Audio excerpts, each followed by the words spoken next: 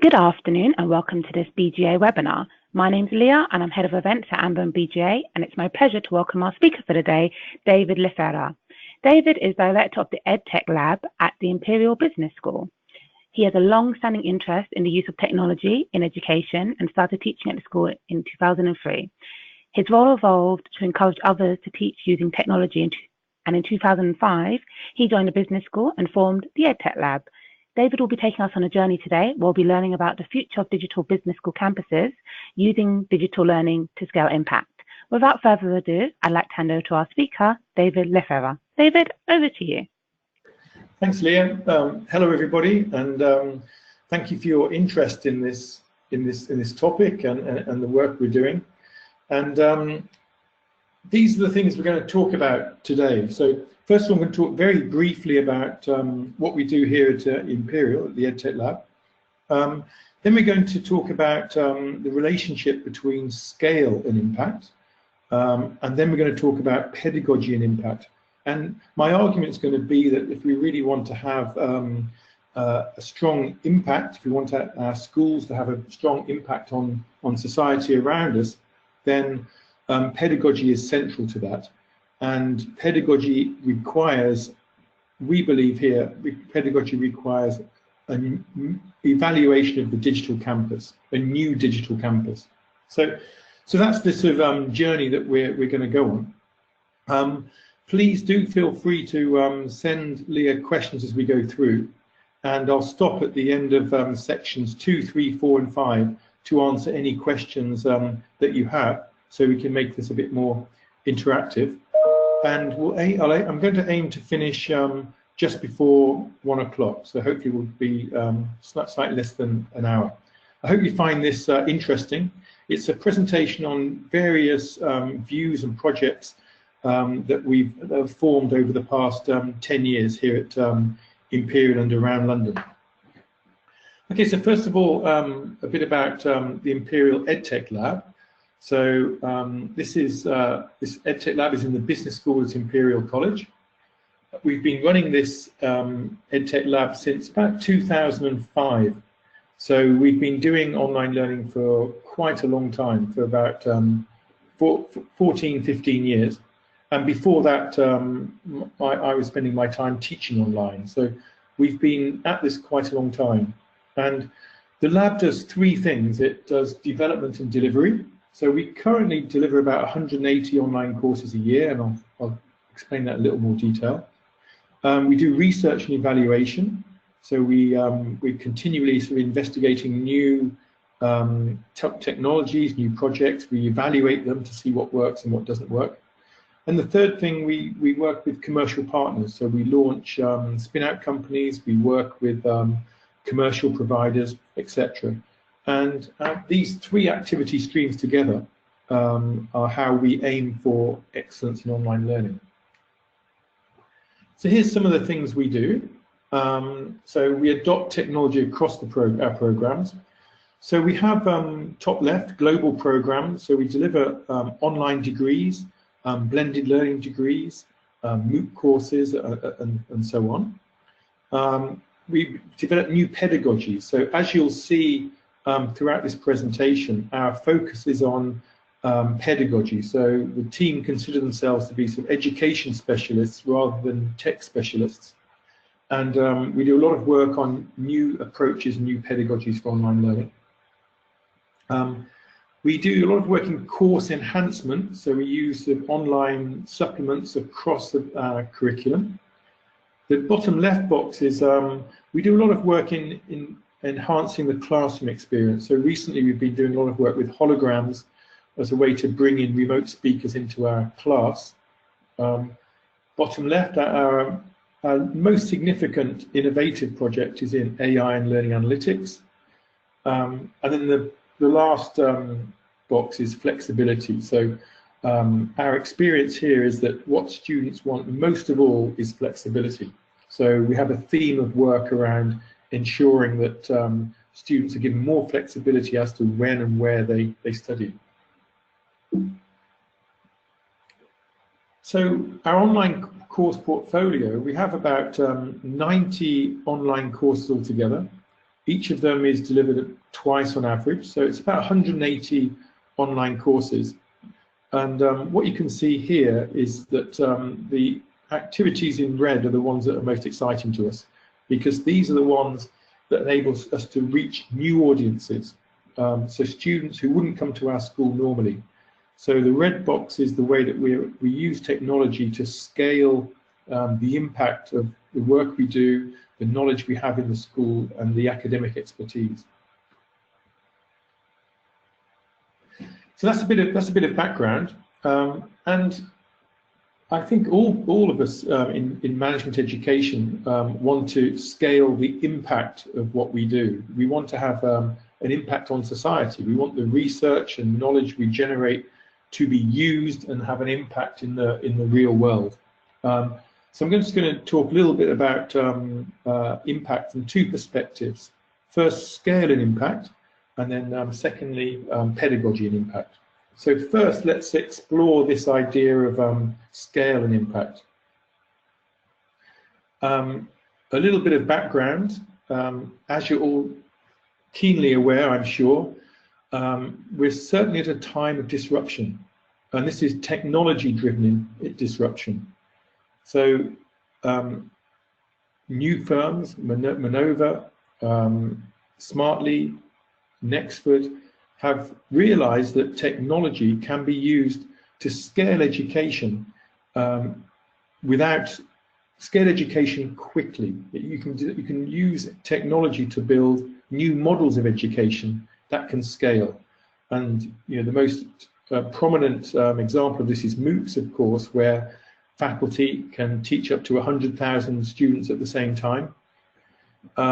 This is truly disruptive, and a great number of new entrants into our market are exploring what we do, seeking advantage, exploring new models, and some of those can be seen here. And I think the heart of this disruption is this ability for technology to scale education more quickly than under the traditional models.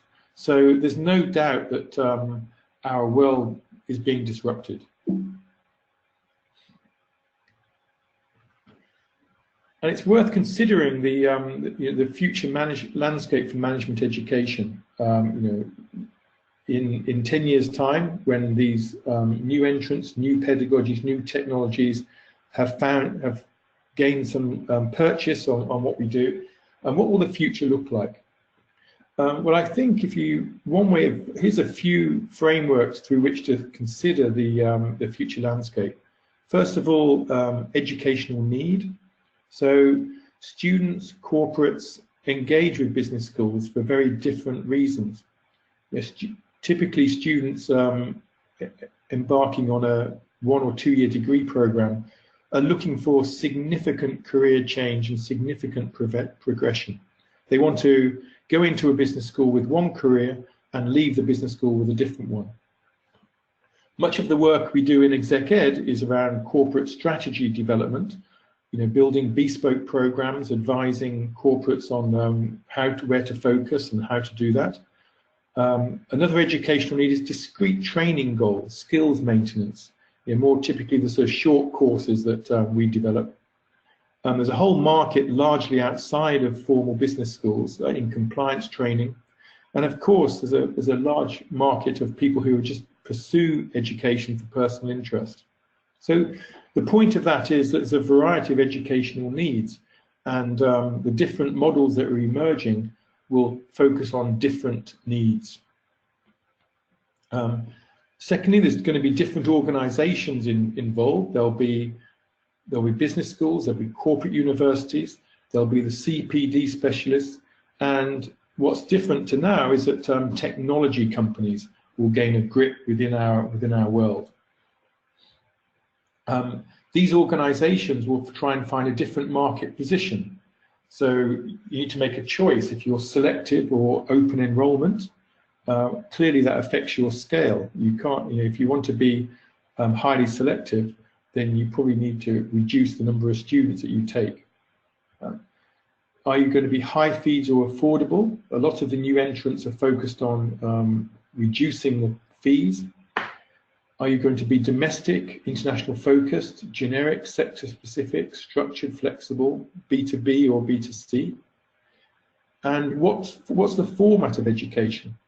Are you going to focus on traditional degrees, stackable degrees, boot camps, short courses, micro-learning, subscription-based engagement, or technology-driven programs?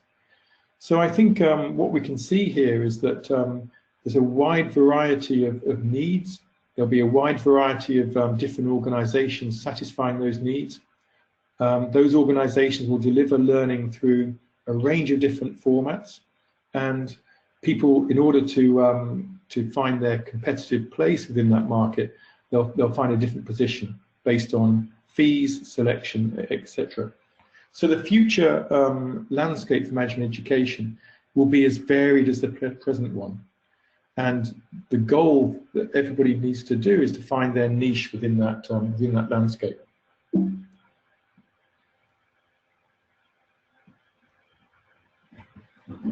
And I think when considering where you sit in this niche, there's a relationship between impact and scale.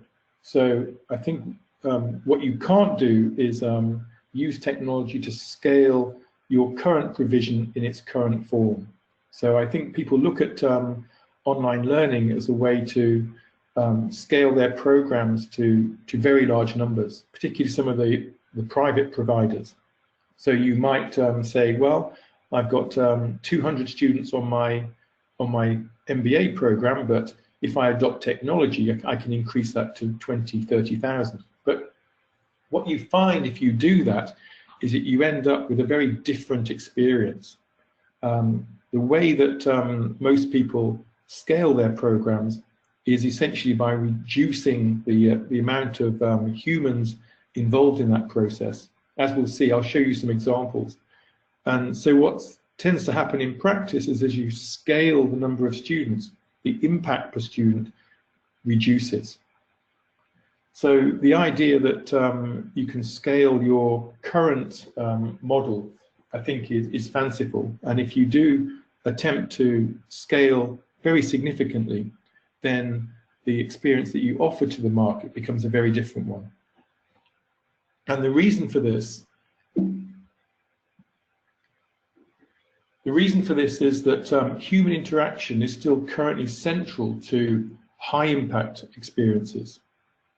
So despite all the hype around AI and AI tutors and AI-based administration, the technology is not yet able to effectively replace humans in a range of activities.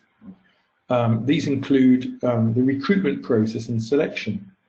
Most high-value programs select their students very carefully, and it's this selection that sends the signal to the employers and enables students to change their careers or gain their progression and have the impact on that they're aiming for.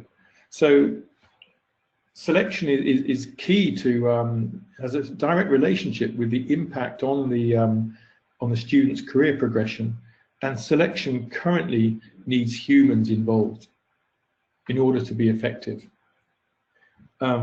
Next, computers aren't very good at coaching and mentoring. So if you in the traditional model, we know the value of coaching and mentoring on student outcomes and performance. That was shown many times by Bloom, for one. Again, despite the hype around AI, AI isn't effective for coaching and mentoring. AI is poor at delivering experiential and dialogue-driven courses. Computer-based assessments are very limited in scope. Career coaching and placement, again, central to an effective business school experience, is poorly done by computers currently. Forming cohorts and groups, which is central to an MBA experience in particular, is poorly done. Well-being and support, etc. So in order to have a significant impact on our students, we currently need a range of human interaction. And that's the reason for this curve.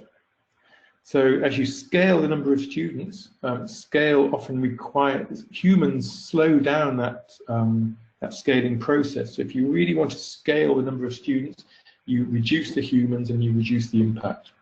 So that's the relationship between impact and scale in our experience here.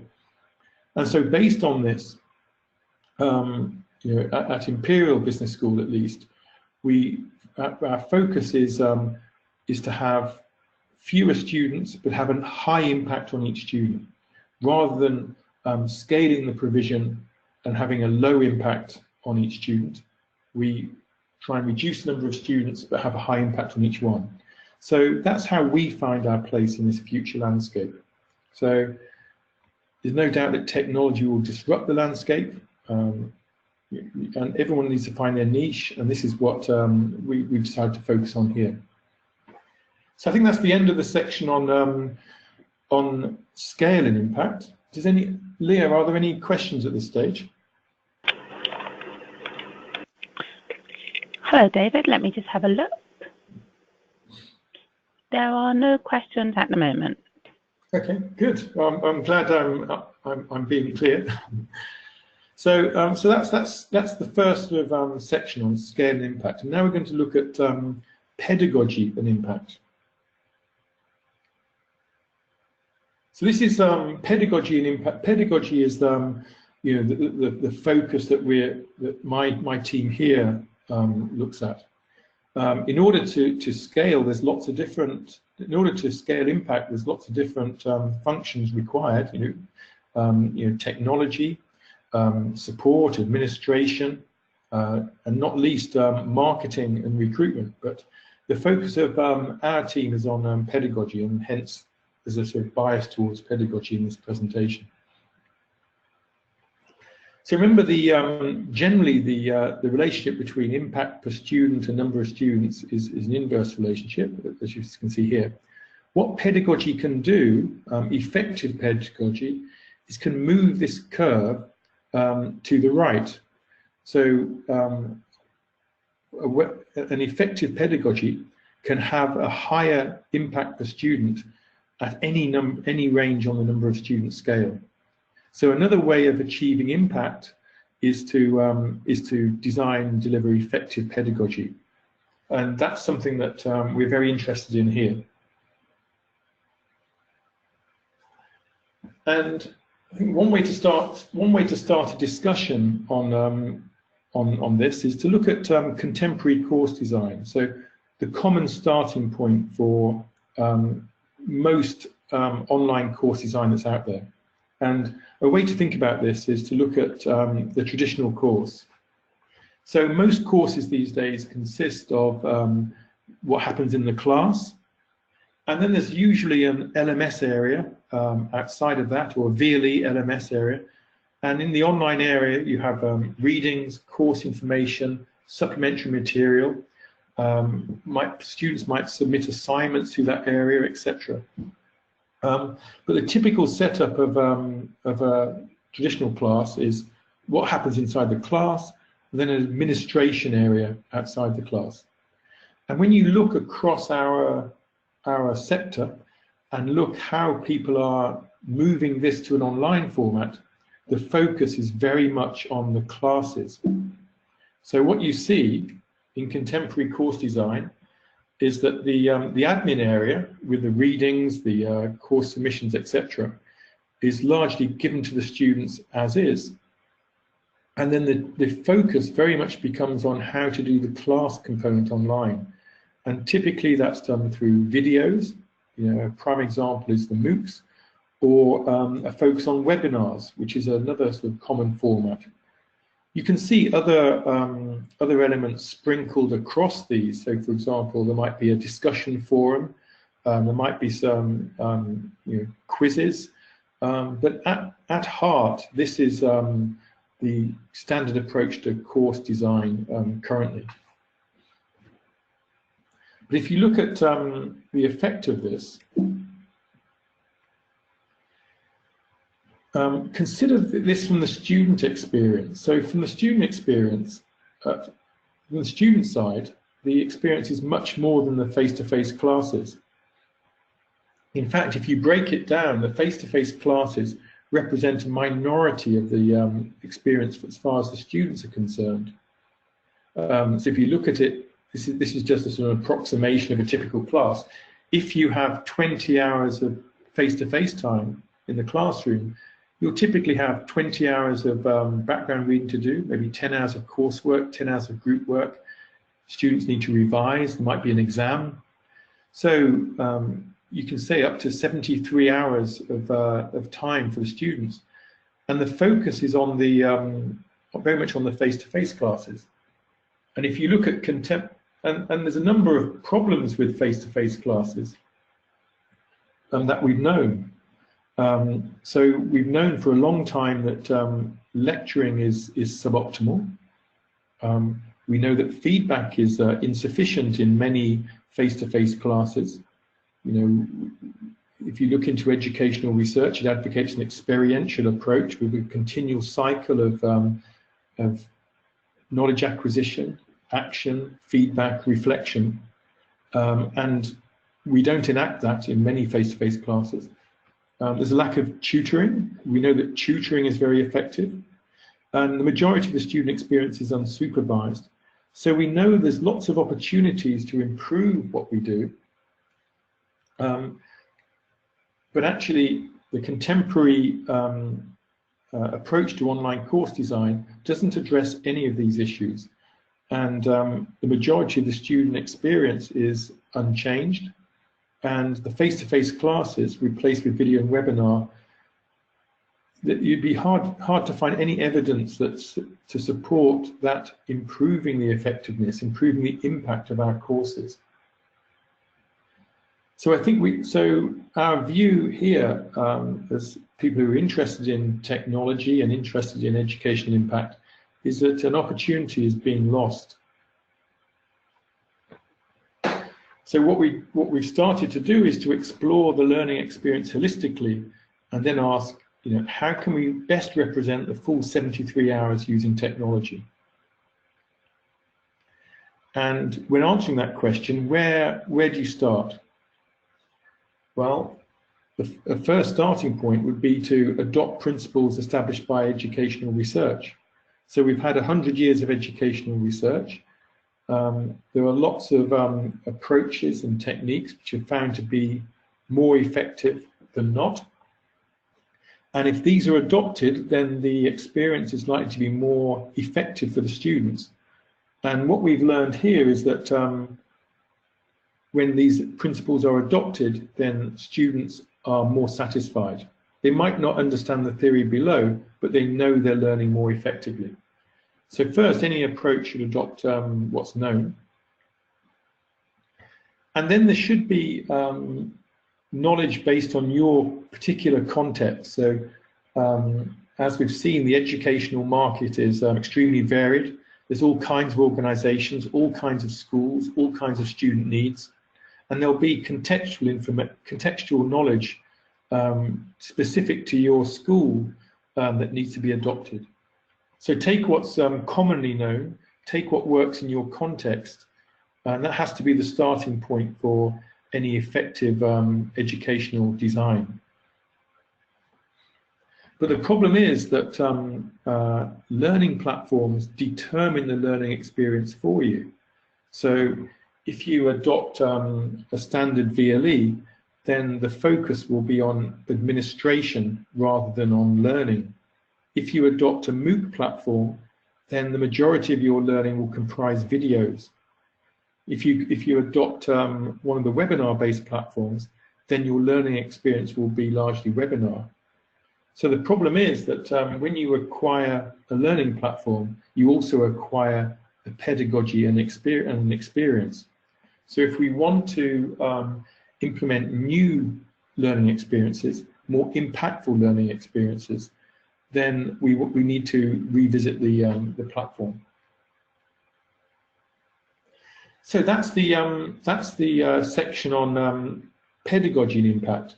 So the basic argument is that effective pedagogies can move this curve to the right, increase the impact of our provision, But in order to do that, we need to adopt more effective pedagogies. And in order to do that, we need a new digital campus.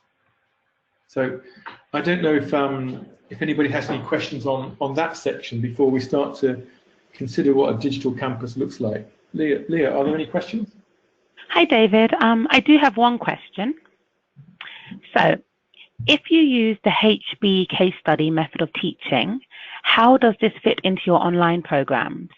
How do you manage the facilitation of case studies online?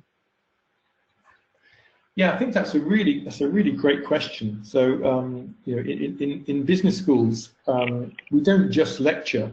You know, sometimes we lecture, but often we try not to. And the best example of that is the online case study.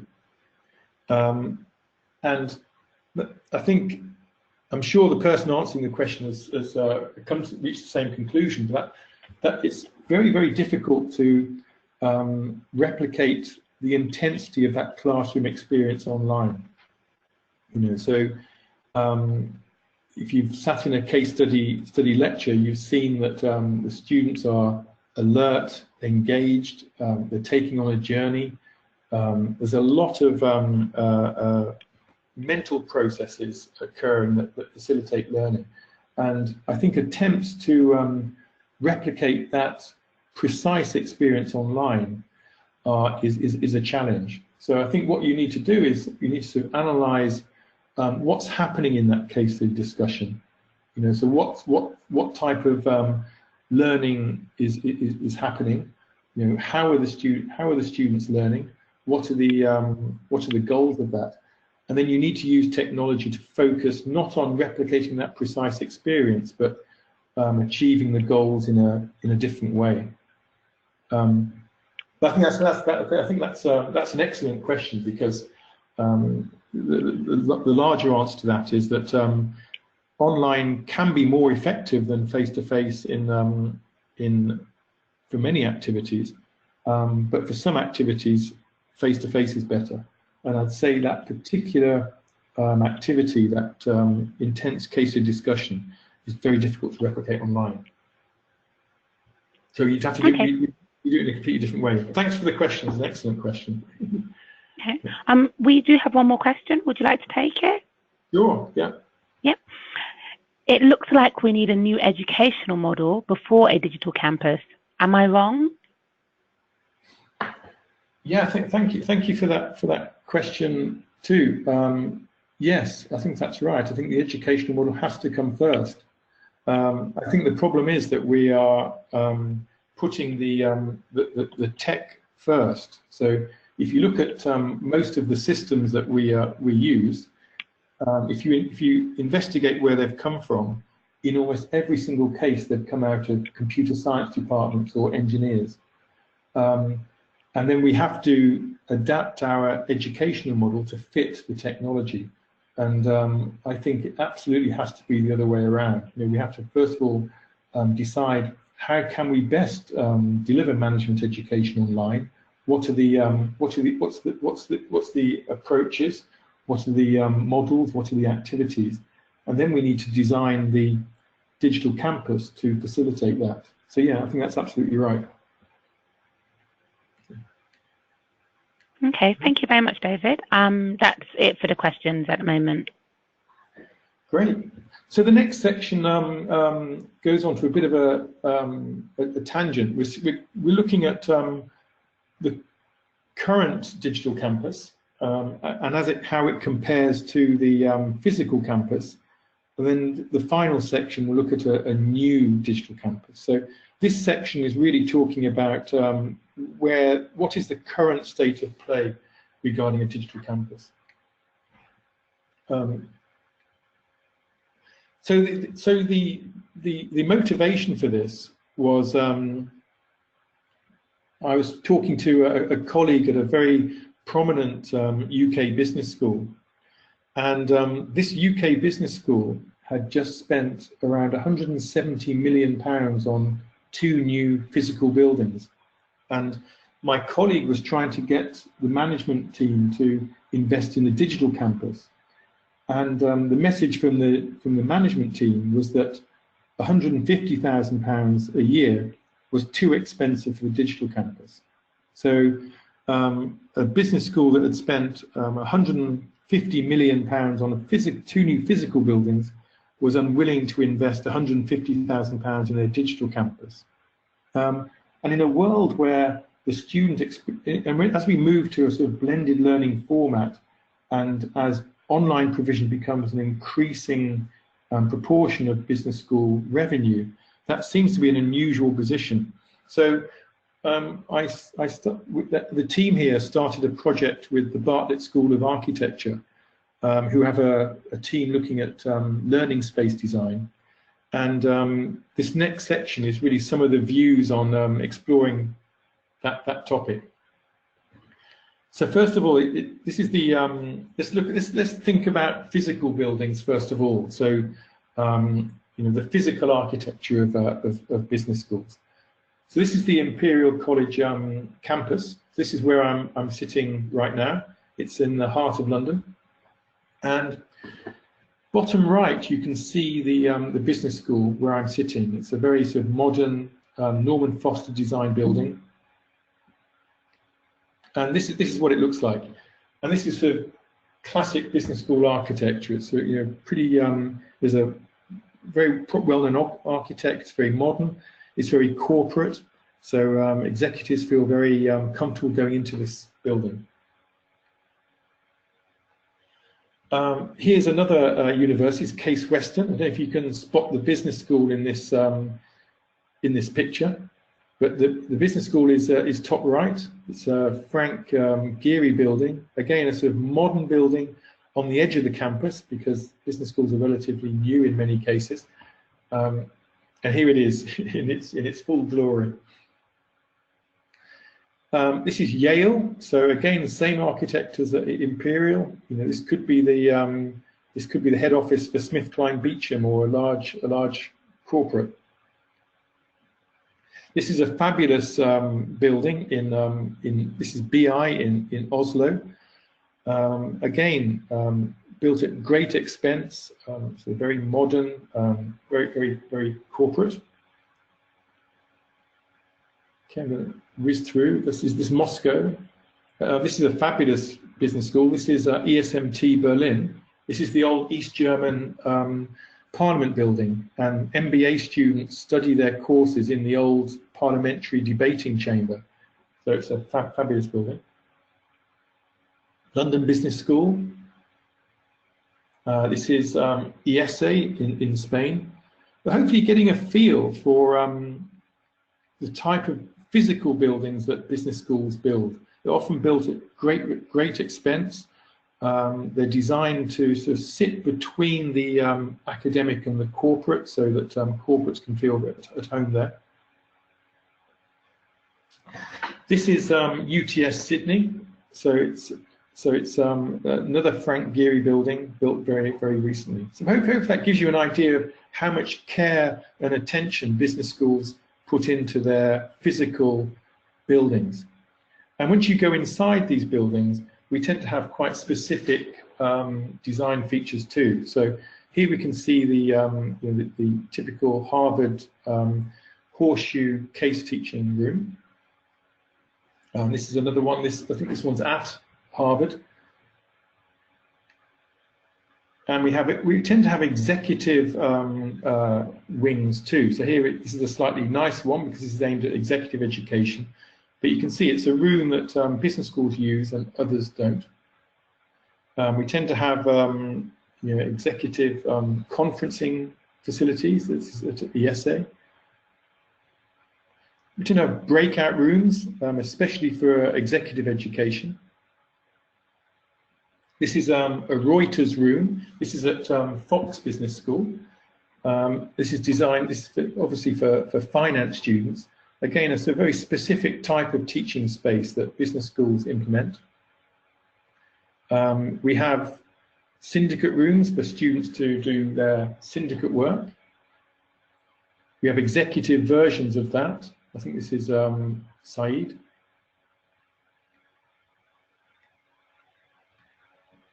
So hopefully it's given you a feel for or a reminder of the physical architecture for business schools. And why do business schools go to such great expense? Well, in the workshop that we ran, we gathered together architects and edtech people from business schools. And these are the reasons that we thought business schools really invest so much in their physical buildings. First of all, business schools position themselves as an extension of the corporate world. So they're the interface between the university and the corporate world. They target students. The target students of business school are future and established corporate leaders. So this idea of an executive experience seems central. Business school pedagogy has unique characteristics. Business schools operate in an especially commercial and competitive space. And there's a last one actually, which is signaling. So universities use business school architecture as a way to sort of signal the brand they want to promote, etc. So this is just an exploration of where we are on physical buildings in order to consider what type of digital experience we should be offering. So let's now consider the current digital campus. So the rhetoric around digital learning is very exciting. High impact, engaging, interactive, active learning, personalized. So there's a great deal of rhetoric around online learning. And the branding that we use to promote our online learning is equally as exciting. So what happens when our students read this rhetoric, they follow these advertisements, what do they actually see when they log on? So you'd expect it to be something high-tech and in fitting with the physical buildings. So perhaps an environment like the website of a nice hotel, or perhaps like something like the Masterclass series, which is a startup out of the US. But you'd expect this kind of premium experience. But the reality is that for their digital campuses, business schools typically drop the ambition they have for their physical campuses, and they take the learning environment provided by the central administration. So suddenly that executive experience disappears. And here's a few sort of screenshots which I'm sure you're familiar with. And this is the what's happening across our sector. So I just did a poll of some schools in the UK, and in pretty much every single case, people have adopted the LMS platform from the central university as their digital campus. So suddenly, all of those aims disappear. So the executive experience disappears. And so the workshop we ran with UCL, we started to say, well, why is this the case? Why do business schools put so much effort and energy into their physical buildings and don't pay comparable attention to their digital campus? And these are some of the reasons that people came up with. So most business schools are at the start of their digital journey. So schools just don't have the sort of knowledge, experience in order to have the confidence to invest in their digital campus. Online learning typically represents a small proportion of revenue at present, and so people are unwilling to invest sums comparable to physical buildings. This is changing. If you look at recruitment patterns for MBAs, for example, this is changing at a steady rate. We have university CTOs advocating a single VLE. This is a common position. The market is still emerging. So pedagogy at the moment isn't that sophisticated, and therefore customers' expectations aren't as high. There's few exemplar projects to lead the way, and lastly, donors are currently unwilling to put their name, are more willing to put their name to a physical building. and financial institutions are less willing to lend money to fund a virtual campus. So this is the current reason for this disparity between the money, care and attention put in the physical as opposed to the digital. However, pressure is building. And our view is, if you take a long-term view on this, then this situation is likely to change. And there's two reasons for this. The rationale for the different physical architecture is also appropriate to the virtual campus. So, extension of the corporate world, the focus on corporate leaders, the unique pedagogy, the highly commercial and competitive space. The arguments for the differentiation on the physical buildings equally apply to the virtual. So we can see that these pressures will start to come to bear on this issue. And I think perhaps executive education is right at the forefront of this, in that corporate customers are demanding higher quality, more impactful online experiences from business schools. And secondly, the rationale for the uniform virtual campus across the institution has largely been removed by the cloud. So that instinct of central administration CTOs to focus on one platform, the rationale for that position is largely removed by the cloud. So the conclusion we've reached from all this, if you follow the whole thread, in order to have high impact, we need new education experiences. And in order to deliver high impact education experiences, we need new platforms. And there's an argument to say that business schools are likely to move to a point of differentiation in these platforms, as are other subjects such as medicine and computing and others.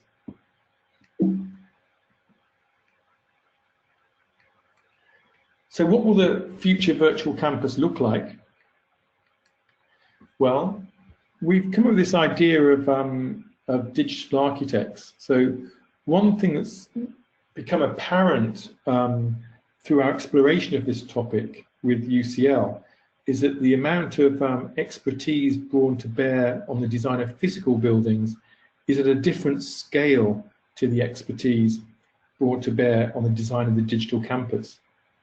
So, for example, in the last session we ran, an architect who just built a new building in the south of the UK talked about part of his brief, which was to address well-being, and so the architect engaged a specialist firm who work in colour and the design of colour in buildings to promote calmness, and which in turn promotes well-being. So just to design the colour of the building, a range of different expertise was brought to bear on that, and a great deal of money and care was implemented in the colour scheme for this new building.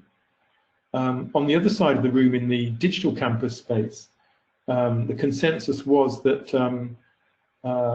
more junior staff with no expertise in colour were changing their colour scheme to suit their mood almost. And it became very apparent that the amount of care, money and expertise brought to bear on the physical campus dwarfed that on the digital campus. And I think if we really want to build these high quality digital campuses, then we need to certainly increase the investment, but the purpose of increasing the investment would be to bring more expertise to bear on the issue. So education specialists and also digital specialists. So that's the conclusion that we've reached. And I think that's the end of that section. I don't know if anybody has any questions on that section before we continue. Hi, David. I've got a couple of questions actually. So the first one is, David, don't you think that physical premises in learning are as important as temples in religious experiences?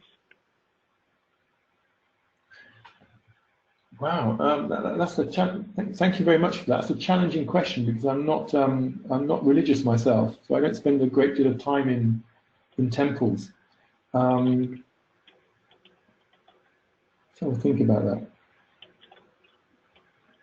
I do think that, that there's a lot of affective factors that play here.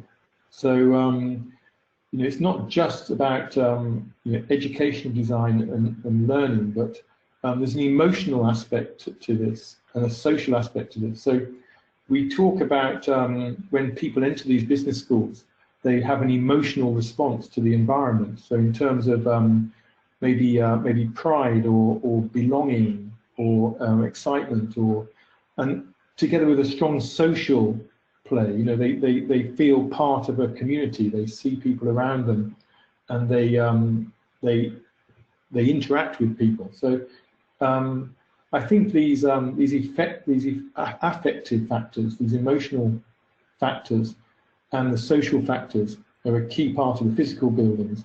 And I think a digital campus needs to replicate those.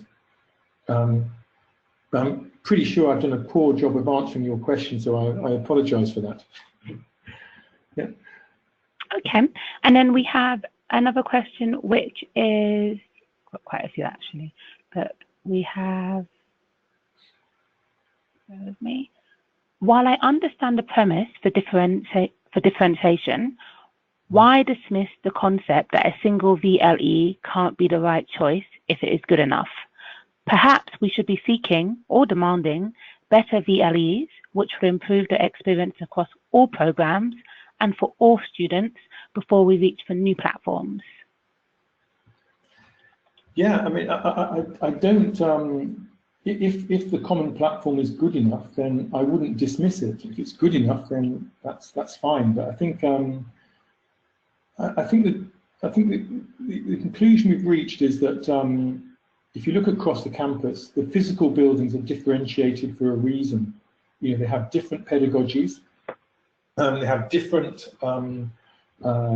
branding and signalling. Students interact with these buildings in a different way.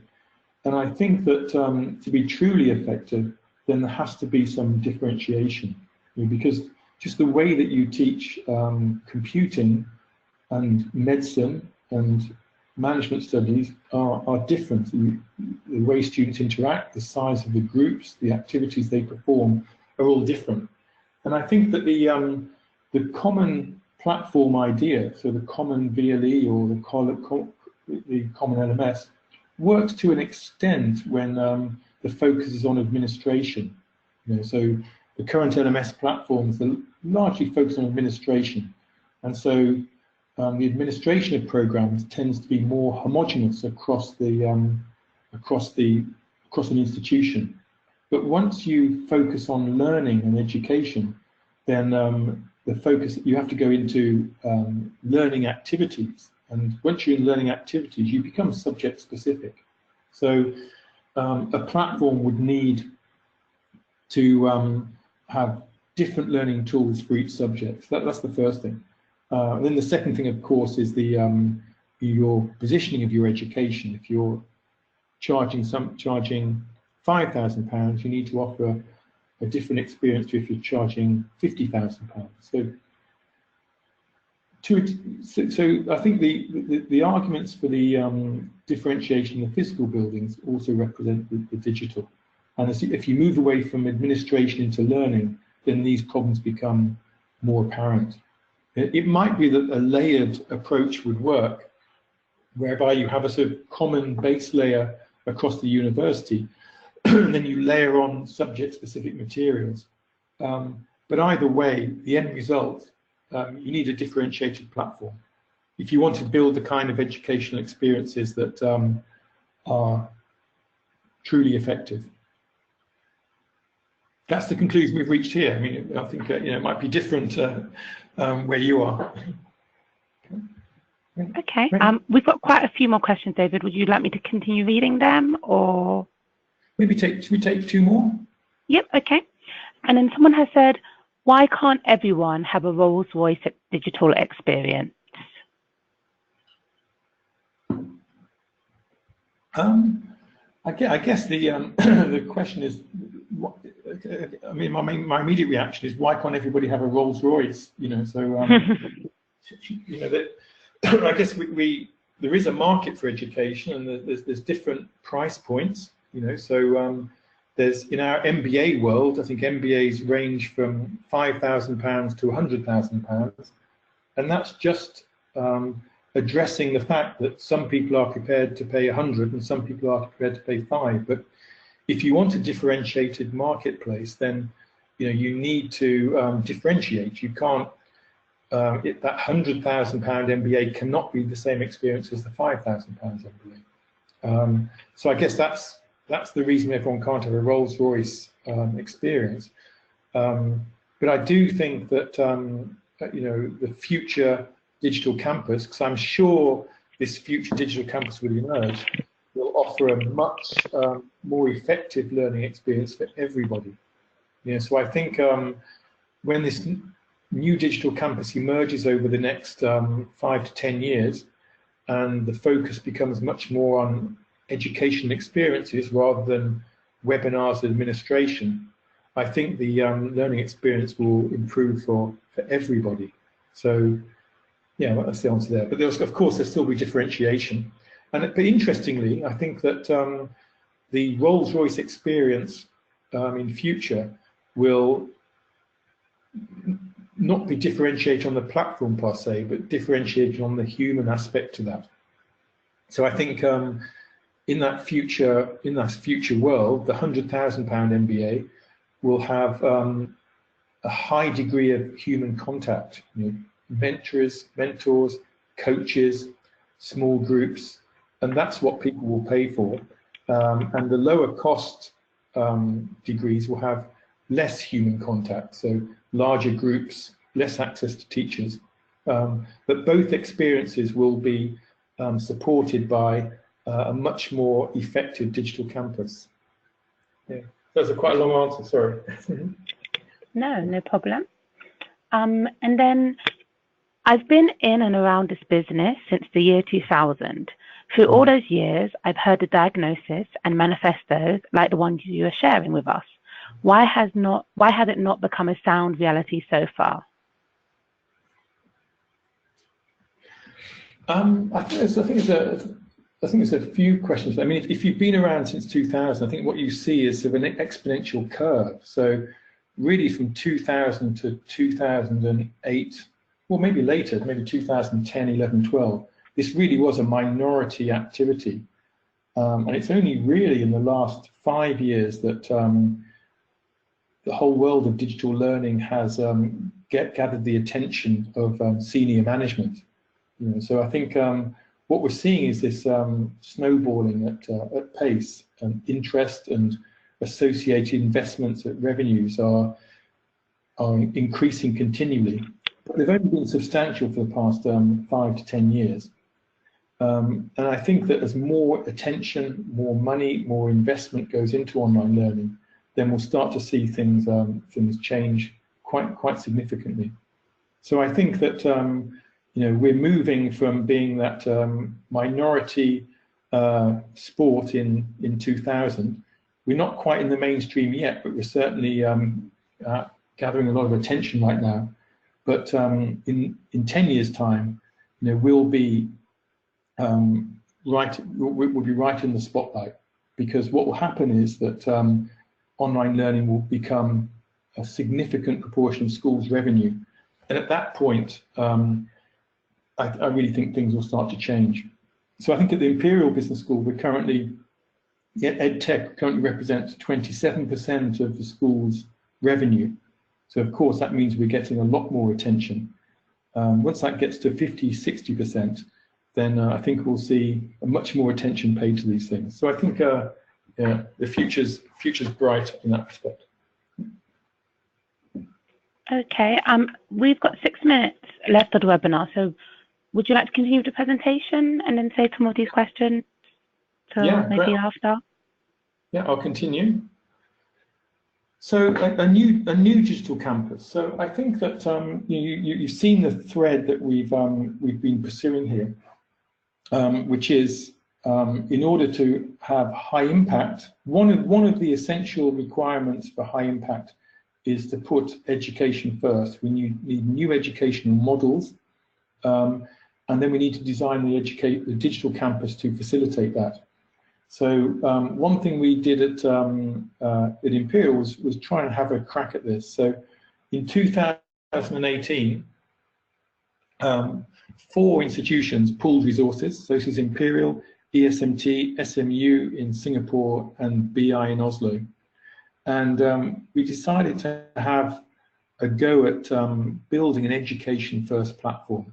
So building on all the ideas in this presentation about how to represent case studies online, how to deliver effective online management education, how to adopt those educational principles, we decided that one school could never afford it, but we hoped that 4 schools could. So 4 schools pulled together to build this learning experience platform. And we built this platform called the Insendi Virtual Campus. And we've been doing this for a year and a half now. And this will be a 10-year project. So we've made a start.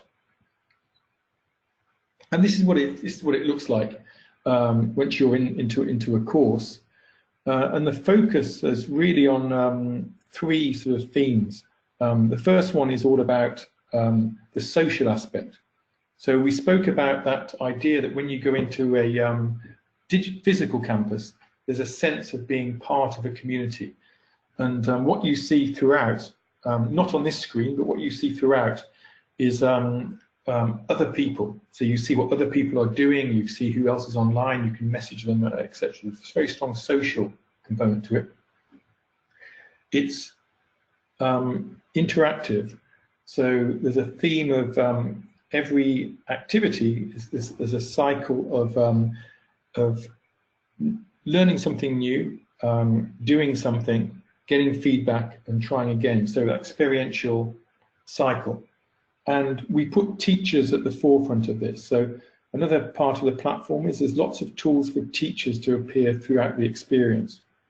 So the themes are social, interactive, teachers, and a range of activities specifically for business education. That's not what's shown on this slide. This slide says we've gone for an executive look and feel. We've built business school specific pedagogy, and we're trying to have this interaction between the virtual and the spatial. And there's a whole load of other things as well. But I think the point is that the premise is that those needs that are being addressed in the physical buildings, we want that same care and expertise applied to the digital campus, and that's a project that we've initiated here. So that's the whole sphere about the presentation. So we spoke about the relationship between scale and impact, and we spoke about the relationship between pedagogy and impact. Then we spoke about to have true impact, there needs to be more care applied to the digital campus. Then at the end, I sort of briefly introduced a project that we've initiated with some other schools to try and implement that. So that's the presentation. I hope you found it interesting. It's a particular view on our future and the challenges that we're faced. But I hope you found it valuable, and thank you very much for your questions. And it's been enjoyable for me too. But I think we're out of time now. Is that right, Leah? I would happily let you take the last few questions if you wanted to, but equally we had come to an end. But I'm sure I'm fine for you to spend an extra 5 minutes if you wanted to. Okay, I mean, people are welcome to go, I guess, if they're out of time. But yeah, I'm happy exactly. To more okay. Questions. So one of the questions we had was regarding digital-ready teaching / learning resources.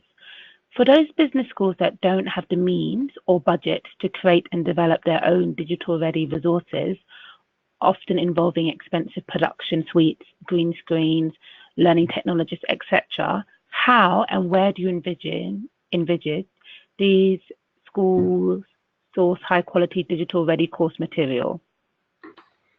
Yeah, that's a really great question, because another part of our world is that the publishers are just doing a terrible job of serving our needs. So we're currently in a consortium of 9 business schools who are all doing online degrees. Every school has built a course on accounting. Every school's built a course on economics. Every school's built a course on strategy, etc. And it would be far more efficient if everyone used one course. And this is essentially what happened at the beginning of the publishing sector. There was a time when everyone was building their own textbooks, and then publishers emerged and built one textbook that everybody could adapt and use. And really, you'd expect there to be a common online economics module that everyone could take, adapt, and use. But this is what publishers should be doing. But I think if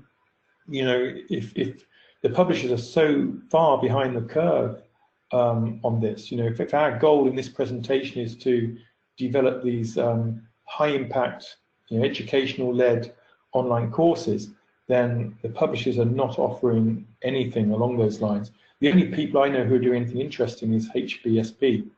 But presumably, at some point, publishers will emerge who can share these materials. And we're starting to, in our world, in this consortium, we're starting to share courses and share materials. It's working very well. But really, publishers do play a role. They create, they maintain, they distribute, and we're really looking for them to step up.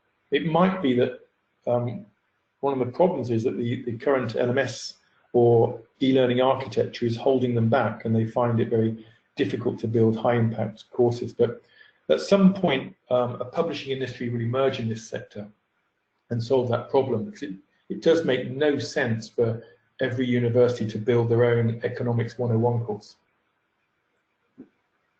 Okay.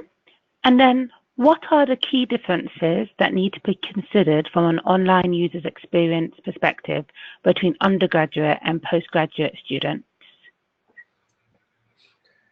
Yeah, so that's a really great question, and I can only talk about our experience here at Imperial. So at Imperial here we don't have an undergraduate degree program, but we deliver online business courses across the university, and we were happily delivering online courses to at a graduate level for many years before we tried undergrad. And the first time we tried, we failed miserably. The students reacted very negatively, and the accusation was that we're only trying to cut costs. And I think so we now adapt our courses very heavily for undergraduates, and a lot of the work is around support structures. So even though undergraduates are more independent, more able to conduct independent learning than school children, they're not as independent as graduates in the workplace. So a lot of the work we do for undergraduates is around providing structure and support. So an example of that is we have drop-in sessions when they need it. We have syndicate group meetings. We have more deadlines throughout the course, and generally create a much more supportive atmosphere and a more structured atmosphere for the undergrads. But after a few failed attempts, we're now doing that very successfully. I think a really interesting model that's emerging in our world is the 2U undergraduate program with the University of London. I think very few people have attempted a pure online bachelor's program. So it'll be really interesting to see how that project emerges. I'll be watching that one carefully. Okay, and then the last question is, David, is there a virtual campus with the same look and feel as a physical campus that we can benchmark? Which business schools do you think is the best practice at the moment?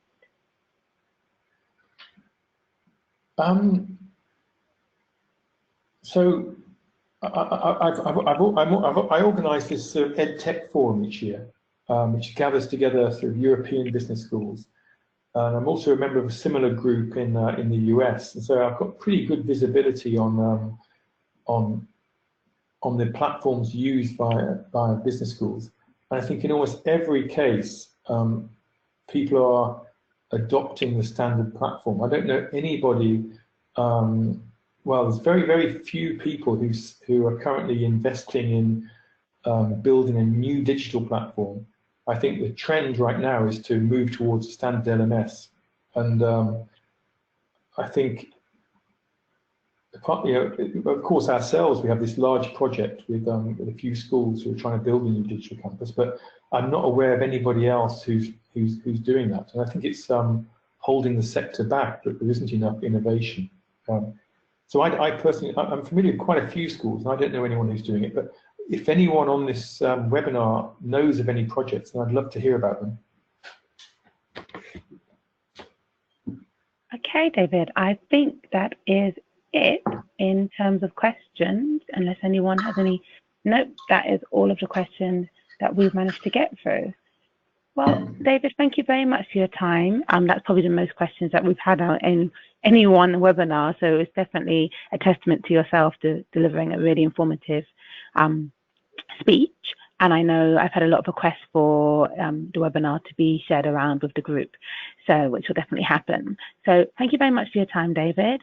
Thank you all for listening, and we will be running another BGA webinar on the 27th of November from 1 to 2, and that will be on the business school's dilemma, globalization versus local impact.